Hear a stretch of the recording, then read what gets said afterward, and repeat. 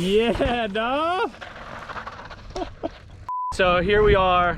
We're at the top of the infamous Overdrive at Greer in Southern California. What's your thoughts on these Tazer MX bikes?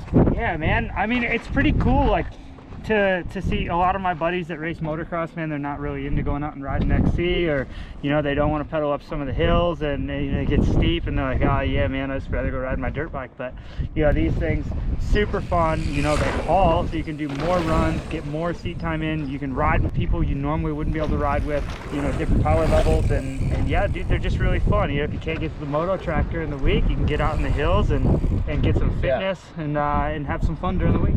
Well, I mean, this is my local place. I come here all the time, and I do all of my training rides here on my Intense carbine.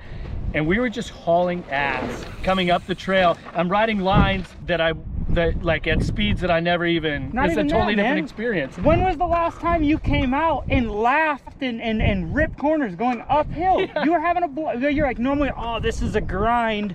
It's so much work. My heart rate was up. I know yours. I got up here, I wasn't even sweating, and I was just laughing like. That was like cheating.